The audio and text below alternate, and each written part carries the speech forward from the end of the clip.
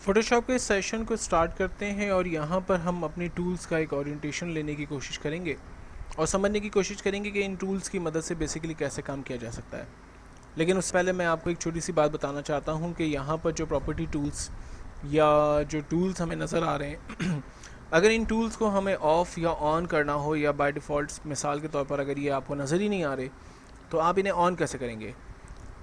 हमारे पास विंडो के मेन्यू के अंदर जिन जिन टूल्स को आपने या जिन जिन प्रॉपर्टीज़ को आपने ऑन किया हुआ होगा वो तमाम के आगे एक चेक निशान लगा होगा। मिसाल के तौर पर कलर इस वक्त ऑन है, मैं इस वक्त क्लिक करता हूँ, ये कलर के टूल्स मेरे क्लोज़ हो गए। इसी तरह से लेयर्स इस वक्त ऑन है, मैंने इनको ऑफ़ थे, मैंने इसको ऑन किया।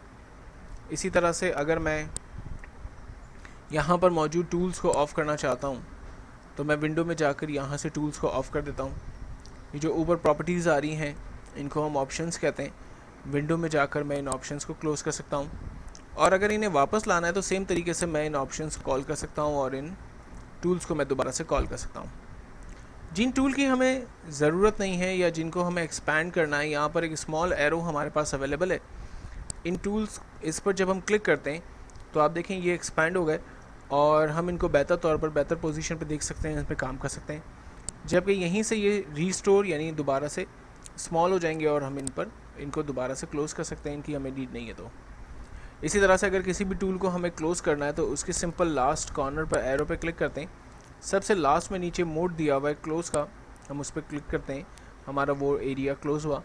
इसी तरह से हिस्ट्री को मुझे क्लोज़ करना है, मैंने क्लिक किया और यहाँ पर क्लोज़ पैनल ऑप्शन है, मैंने इसको क्लोज़ कर दिया। सबसे ज़्यादा जो हमें ज़रूरत पड़ती है वो कलर, स्वैचेस, लेयर, चैनल्स और पाथ की ज़रूरत पड़ेगी और उन सब में जो सबसे ज़्यादा ज़रूरत पड़ती है वो हमें लेयर्स की पड़ती है। जैसे कि मैंने आपको लास्ट में भी बताया था कि जब भी आप काम करेंगे लेयर्स के एरिया में तो हमेशा आप एक न्यू लेयर क्रिएट करेंगे और उस लेयर पर आपने काम करना है। उसकी वजह क्या है उसको हम यहाँ पर सबसे पहले समझने की कोशिश करते हैं। फ़ोटोशॉप के अंदर सबसे पहले मैं अवेलेबल टूल्स में से एक सिंपल रेक्टेंगल टूल को सिलेक्ट करता हूँ और अपने पास मौजूद ऑब्जेक्ट्स में से एक रेक्टेंगल शेप यहाँ पर ड्रॉ करता हूँ। चाहे तो मैं इसकी मदद से स्क्वायर भी ड्रॉ कर सकता हूँ और चाहे तो मैं इसकी मदद से रेक्टेंगल को भी ड्रॉ कर सकता हूँ। रेक्टेंगल शेप को ड्रॉ करने के बाद अब अगर मैं इसमें कलर फिल करना चाहता हूँ तो दो तरह के कलर ऑप्शंस हमारे पास अवेलेबल है। एक कलर है हमारे पास फोरग्राउंड कलर और दूसरा है बैकग्राउंड कलर। किसी भी ऑब्जेक्ट को जब आप ड्रॉ करते हैं तो उसका बैकग्राउंड कलर नहीं होता, उसके अंदर सिर्फ फोरग्राउंड कलर यानी ऊपर दिए हुए कलर्स, ऊपर से हम इंसाइड कर सकते हैं कलर्स को। लेकिन डेफिनेटली जब हम किसी और ऑब्जेक्ट पर काम करेंगे तो वहाँ पर हम बैकग्राउंड कलर्स को भी डेफिनेटली डिस्कस करेंगे।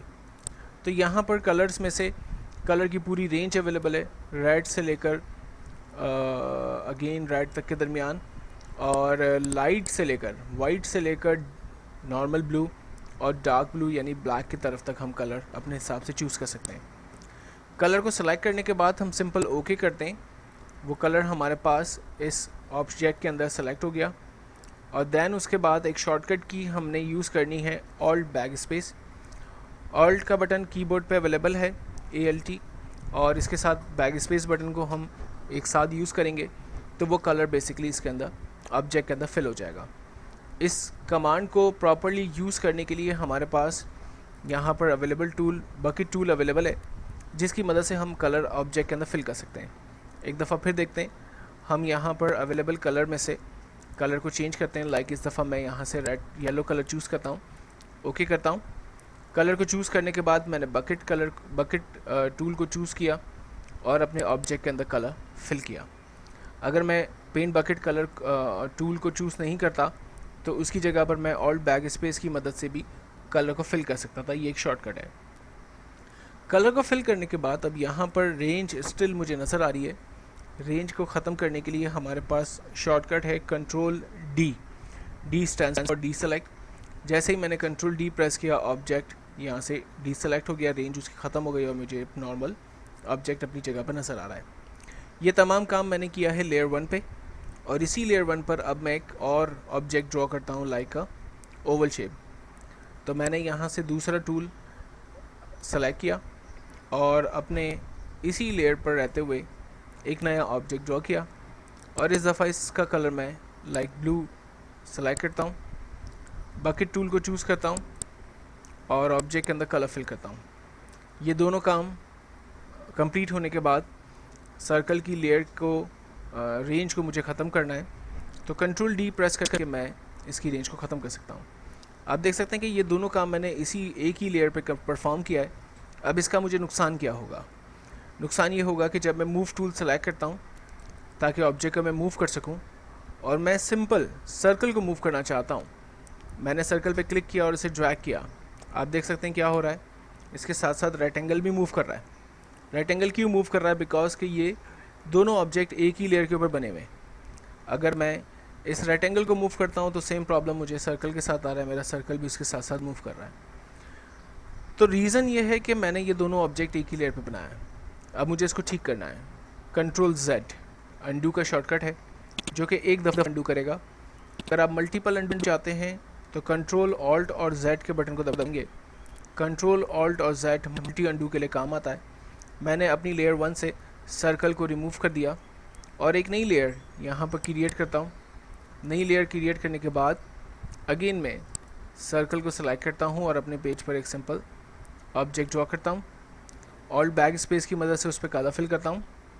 कंट्रोल डी सेलेक्ट करता हूँ अपने ऑब्जेक्ट को। अब ये लेयर मेरी अलग हो चुकी है। लेयर नंबर 1 पे मेरे पास रेक्टेंगल बना हुआ है, जबकि लेयर नंबर 2 पे मेरे पास सर्कल बना हुआ है। मूव टूल को सेलेक्ट करते हैं ताकि ऑब्जेक्ट को हम मूव कर सकें। हमेशा ख्याल रखिएगा कि जब भी ऑब्जेक्ट क्रिएट हो जाए और उसके अंदर आप कोई चेंजिंग करना चाहते हैं तो मूव टूल सेलेक्ट करें। मूव टूल की जो शॉर्टकट है वो V है, सिंपल V आप प्रेस करें, आपका टूल जो है वो सेलेक्ट हो जाएगा। अब इस वक्त मैं लेयर 2 पर यानी सर्कल की लेयर पर खड़ा हूँ, तो मैं सर्कल को ईजीली और फ्रीली मूव कर सकता हूँ। आप देख सकते हैं कि रेक्टेंगल के ऊपर कोई फ़र्क नहीं आ रहा। रेक्टेंगल को मूव करने के लिए अब मैं रेक्टेंगल में माउस ले जा रहा हूँ, उसको मूव करने की कोशिश कर रहा हूँ, वो मूव नहीं हो रहा बिकॉज कि मैं इस वक्त लेयर नंबर 2 यानी सर्कल की लेयर पे मौजूद हूँ। तो मुझे इससे पहले क्या करना पड़ेगा? लेयर नंबर 1 पे जाना होगा। लेयर नंबर 1 पे रेक्टेंगल मौजूद है। अब जब मैं उसको मूव करूँगा तो रेक्टेंगल मूव हो रहा है, सर्कल के ऊपर कोई फ़र्क नहीं आ रहा। इसका मतलब ये हुआ कि हम जिस लेयर पे खड़े हुए होंगे उस लेयर के ऑब्जेक्ट को हम ईजीली मूव कर सकते हैं, या जो भी उसके अंदर काम करना चाहें वो काम हम कर सकते हैं। दूसरी लेयर पर मौजूद ऑब्जेक्ट के ऊपर कोई फ़र्क नहीं आएगा। रेक्टेंगल टूल पर रहते हुए अब मैं इसको रोटेट या इसको ट्रांसफॉर्म करना चाहता हूँ, तो इसके लिए शॉर्टकट है कंट्रोल T। कंट्रोल के साथ मैंने T का बटन दबाया, ऑब्जेक्ट सेलेक्ट हुआ। यहाँ पर सिलेक्शन के बाद मैं इसके कॉर्नर्स को ईजीली तौर पर बड़ा कर सकता हूँ। ऑब्जेक्ट की साइज़ बड़ी हो गई, इसको मैं साइज़ में छोटा कर सकता हूँ। और अगर मुझे इसे रोटेट करना है तो अपने ऑब्जेक्ट से बाहर आकर जब माउस की पोजीशन इस तरह से एरो में तब्दील हो जाए तब क्लिक करते हुए मैं इसकी साइज़ को आसानी से, इस ऑब्जेक्ट को आसानी से रोटेट कर सकता हूँ जिस भी कॉर्नर पे इसको रोटेट करना चाहूँ। ऑब्जेक्ट को रोटेट करने के बाद फाइनली मैं एंटर बटन प्रेस करता हूँ, ये ऑब्जेक्ट मेरा सेलेक्ट हो गया। ऑब्जेक्ट को सेलेक्ट करने के बाद अब मैं मूव टूल की मदद से इसे एक कॉर्नर से दूसरे कॉर्नर पे जहाँ चाहूँ ईजीली मूव कर सकता हूँ। इसी तरह से अब मैं सर्कल के लेयर पर खड़ा हूँ और सर्कल को कंट्रोल T की मदद से सेलेक्ट करता हूँ लाइक ट्रांसफॉर्म। साइज़ को मैं अपने हिसाब से बड़ा छोटा कर सकता हूँ, और अगर मुझे इसे भी रोटेट करना है तो मैं आसानी से इसे भी रोटेट कर सकता हूँ। रोटेशन हो जाने के बाद फाइनली जब मैं एंटर बटन प्रेस करता हूँ तो मेरा ऑब्जेक्ट फाइनल मुझे वहाँ नज़र आ रहा है। मैं रेक्टेंगल टूल की लेयर पर जाकर यानी लेयर 1 पर जाकर इस रेक्टेंगल को सर्कल के साथ मर्ज करने की कोशिश करता हूँ। आप देखें रेक्टेंगल जो है वो पीछे आ रहा है और ओवल मेरा ऊपर आ रहा है। उसकी सिंपल वजह यह है कि लेयर नंबर 1 नीचे है और लेयर नंबर 2 ऊपर है, तो इसीलिए लेयर नंबर 2 पर जो ऑब्जेक्ट मौजूद है वो फ्रंट पे नज़र आ रहा है, जबकि लेयर नंबर 1 पे जो ऑब्जेक्ट मौजूद है वो बैकग्राउंड पे चला गया। अगर आप ये चाहते हैं कि सर्कल बैकग्राउंड पे चला जाए तो इसका सिंपल तरीका ये होगा कि लेयर 2 पर क्लिक करके रखें और इसको ड्रैग करते हुए नीचे की तरफ आ जाएं। अब आप देख सकते हैं कि सर्कल नीचे चला गया और रेक्टेंगल की लेयर ऊपर आ गई, और इसी तरह से ऑब्जेक्ट भी यहाँ पर चेंज हो गया। तो जिस भी लेयर को आप मूव करके एक लेयर के ऊपर दूसरी लेयर के ऊपर लेते हुए जाएंगे डेफिनेटली उसका इम्पैक्ट आपको यहाँ पर नज़र आएगा। अगर आप किसी भी ऑब्जेक्ट को टेम्परेरी तौर पर हाइड करना चाहते हैं, क्लोज़ करना चाहते हैं, तो उसकी आई के ऊपर क्लिक करें। आप देखें मैंने रेक्टेंगल टूल की आई के ऊपर क्लिक किया, वो ऑब्जेक्ट टेम्परेरी तौर पर इनविजिबल हो गया, गायब हो गया यहाँ से। दोबारा क्लिक किया, ये दोबारा आ गया। इसी तरह से सर्कल पे क्लिक करते हैं, ये ऑब्जेक्ट यहाँ से ख़त्म हो गया, और क्लिक किया, ये ऑब्जेक्ट यहाँ पर दोबारा से आ गया। इसी तरह से ऑब्जेक्ट की ऑप्सिटी होती है, ऑप्सिटी लाइक उसकी ब्राइटनेस, कितना रिजल्ट उसका किस तरह से नज़र आएगा। इस वक्त ऑब्जेक्ट की ऑप्सिटी 100% है, मैं इसकी ऑप्सिटी को कम करके लाइक 50% तक कर देता हूँ। 50% करने से आप देख सकते हैं कि जो येलो ऑब्जेक्ट है मेरा वो बिल्कुल ही डल हो गया है। इसको हम एक और काम करते हैं, अपने सर्कल के ऊपर इसको अप्लाई करके देखते हैं ताकि इसका फ़र्क हमें और अच्छे से नज़र आएगा। ये ट्रांसपेरेंट होगा तो बैकग्राउंड का जो इमेज है वो हमें क्लियर नज़र आएगा। मैंने ऑप्सिटी को 50% तक कर दिया है। आप देख सकते हैं कि जो ब्लू सर्कल था मेरा, उसकी ब्राइटनेस जो है वो कम हो गई है, वो डल हो चुका है, और उसके पीछे जो येलो ऑब्जेक्ट था उसकी ट्रांसपेरेंसी नज़र आ रही है, वो शेडो जो है वो उसका नज़र आ रहा है। तो ऑब्जेक्ट के अंदर हर ऑब्जेक्ट के अंदर आमतौर पे ऑप्सिटी का एक ऑप्शन होता है जिससे हम ऑब्जेक्ट की क्वालिटी को बेसिकली डल या उसकी जो विजिबिलिटी है उसको बेसिकली बढ़ाते हैं।